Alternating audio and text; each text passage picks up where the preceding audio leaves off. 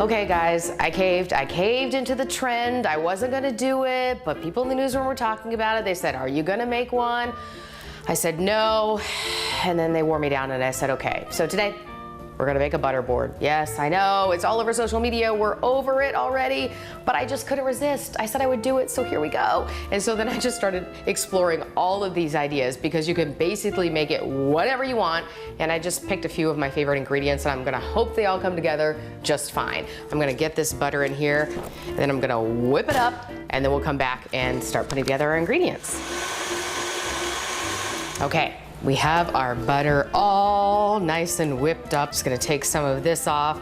It's nice and fluffy, and of course, most importantly, spreadable. Now I have this nice bowl of fluffy, light yellow, pale yellow butter that is gonna be nice and spreadable. Okay, so I wanted to talk about the boards. You wanna use one of your more decorative boards, one that you don't use for your everyday chopping, because like it or not, everything that we're sort of using and chopping on our boards kind of gets in there unless you're using a plastic one that you can throw in the dishwasher and disinfect. And then of course, you don't get the same effect if you spread it on a plastic one. I'm gonna stick this right on here. There are different ways. You can just sort of spread it out and not worry how it looks, but then some people spend so much time doing all of these cute little fancy designs and making it look so great.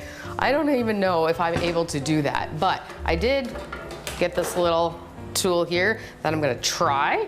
So what I'll do is I'll take a few moments here to see what I can do to make it look kind of fancy. And then we'll go with the most important part, and that is putting on our toppings. I think I did. All right, look kind of pretty, right? Now we're just gonna put toppings all over it anyway. Okay, so when I was looking through toppings, I just kind of wanted to put everything on it. So I just pick and chose a couple of things, and I've got some sweet, I've got some crunchy, I've got some salty, I've got all the flavors put together. So we'll see how this comes together. So I'm just gonna slide this over here for now so we can prepare some of our toppings. So this little handy dandy thing is so fun. You've probably seen these. They can be choppers that you put a little cutting thing right here and go like this. But it also can sort of act as a mandolin, which is what I'm gonna do with a red onion. You know, quick tip, never cut off the end here because especially if you're slicing like this, that gives you something to hold on to and you're not wasting as much onion as well. But I'm gonna get these slices right here, so I'm just gonna go like this and hopefully they'll be pretty thin. But look how easy that was and how perfectly thinly sliced they are. All right, so we'll go ahead and scooch this back over and just put a couple of these on. And then next, I think I'm gonna get some crunch on there. I love pistachios so much. And on top of that, pistachios have such a great color. So I definitely want to take advantage of that as well. So speaking of those pistachios, scooch that over. This is just to cut up a few because I don't want them to be full or whole. So I just have a few here. And they chop up so nice and easily. All right, now I'm gonna sprinkle some of these right on top. Already looking pretty. And then next, I'm gonna do some lemon zest. I gotta have some tang on here, right? Here we have a lemon that I have washed and scrubbed and rinsed for sure. And then one of my favorite tools, I've just got a zester here. So I'm just gonna make sure that I zest, kind of move like this, and it kind of all clumps up in here.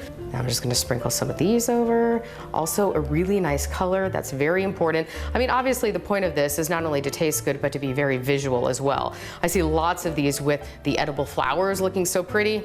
Not really my style, so I didn't get them, but you do you, for sure. Whatever flavors you like. Next up, I want to do some rosemary. And you can do all sorts of herbs on here. I saw people doing thyme, I saw basil, of course, but this just sort of spoke to me. I love the smell of rosemary, so I'm just gonna take a few of the little sprigs here and then chop them up.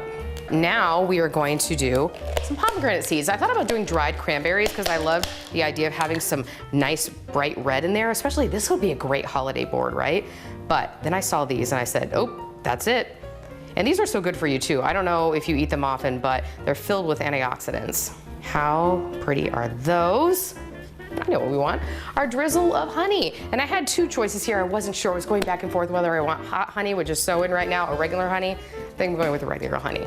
And I want to be, this comes out very super fast, so I want to be very careful when I drizzle this. And then just to give it a final little flaky sea salt. Be very careful when I put that on. that is the butter board that I came up with.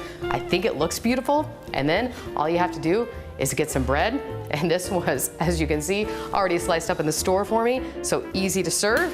And there we have our really super viral popular butter board. Cheers.